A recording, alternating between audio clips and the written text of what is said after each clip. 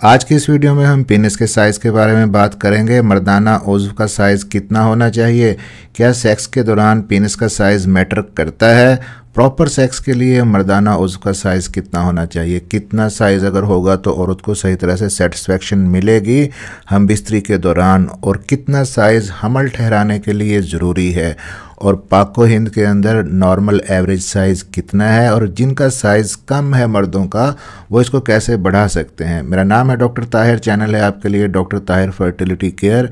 आगे बढ़ने से पहले सब्सक्राइब ज़रूर कर लीजिएगा। तो ये एक बहुत ही कॉमन टॉपिक है जो अक्सर मर्द, लड़के, नौजवान इसको डिस्कस करते हैं कि पेनिस का साइज़ कितना होना चाहिए। जिनके पेनिस का साइज़ वाकई कम है वो इसको बढ़ाना चाहते हैं, और जिनका साइज़ बिल्कुल ठीक है वो भी इसको बढ़ाना चाहते हैं। अब पहले तो ये जान लें कि कुदरत ने ये जो उज़्व आपको दिया है इसका फंक्शन क्या है। मेरे देखने में इसके दो ही फंक्शन हैं, एक तो पेशाब करना और दूसरा अपनी फ़ीमेल पार्टनर के साथ मुबाशरत करके बच्चे पैदा करना। जो शख्स ये दोनों काम बखूबी कर रहा है तो उसको परेशान होने की ज़रूरत नहीं है, उसको साइज़ को कम या ज़्यादा करने की ज़रूरत नहीं। अब नॉर्मल साइज़ की बात कर लेते हैं, पेनिस का कितना होना चाहिए।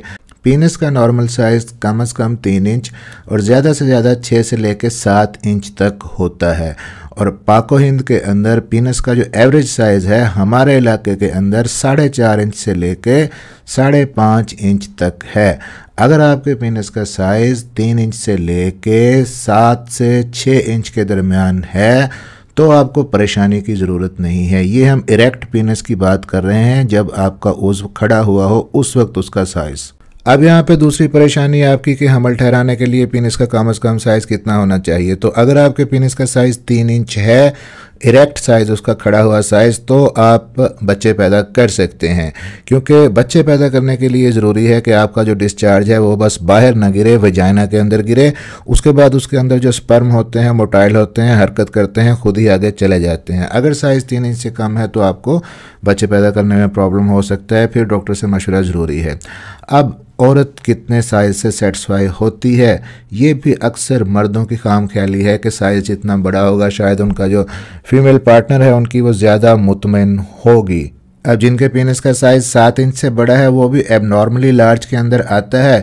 अगर आपका ख्याल है कि जितना साइज़ बड़ा होगा उतनी औरत ज़्यादा इंजॉय करेगी तो ये भी खाम ख्याली है। फीमेल सेक्स सिर्फ उसी मर्द के साथ करती है जिसको वो पसंद करती है, साइज़ फिर मैटर नहीं करता। और मियाँ बीवी के दौरान जब वो रिलेशन बनाते हैं हम बिस्तरी के दौरान, सिर्फ पेनिट्रेटिव सेक्स ही सारा कुछ नहीं होता, इसके अलावा भी आपस की अंडरस्टैंडिंग, प्यार और मोहब्बत, एक दूसरे के साथ सिंसियर होना, लव मेकिंग करना और पेनिट्रेटिव सेक्स से पहले फोर प्ले करना, अपने पार्टनर को दिली तौर पे पसंद करना, ये सारी चीज़ें भी हैप्पी सेक्सुअल मैरिज लाइफ के लिए गुजारने के लिए ज़रूरी होती हैं।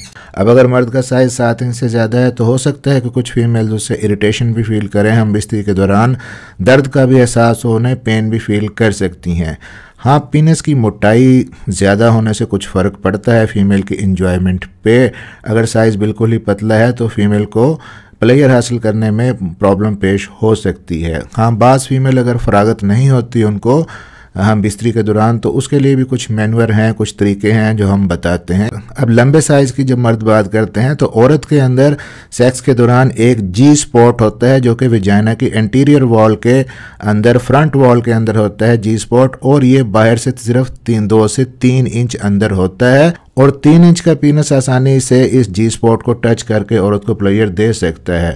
जिनका साइज़ अब नॉर्मली कम है, 3 इंच से कम है, वो माहिर किसी डॉक्टर से, सर्जन से मशवरा करके इसकी सर्जरी भी करवा सकते हैं, प्लास्टिक सर्जरी भी करवा सकते हैं। एक मुश्किल प्रोसीजर है, और अगर आप ये समझते हैं कि आप पी शॉट थेरेपी ले लें, PRP थेरेपी ले लें, शॉक वेव थेरेपी ले लें, इससे पेनिस के साइज़ में फ़र्क पड़ेगा, तो कोई बहुत ज़्यादा फ़र्क नहीं पड़ेगा। अगर आपके पेनिस का साइज़ इन शॉर्ट 3 इंच से ज़्यादा है और 6 से 7 इंच तक है तो नॉर्मल है, इसको बढ़ाने की आपको ज़रूरत नहीं है। सिर्फ अपने साइज़ को मेंटेन रखें, अपनी सेक्सुअल हेल्थ पे तवज्जो दें, अपनी डाइट पे तवज्जो दें, अपनी हैप्पी मैरिज लाइफ गुजारें, एक्सरसाइज करें, अपनी मॉर्निंग इरेक्शन पे नज़र रखें, क्योंकि जैसे जैसे उम्र गुजरती है इरेक्शन कम होती है, इरेक्शन कम होने से साइज़ भी कम होता जाता है।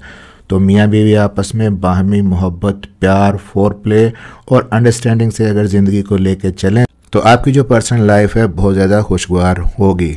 चैनल को सब्सक्राइब ज़रूर कर लीजिएगा। मिलते हैं अगली किसी इन्फॉर्मेटिव वीडियो में। अपना ख्याल रखिएगा और दुआओं में याद रखिएगा।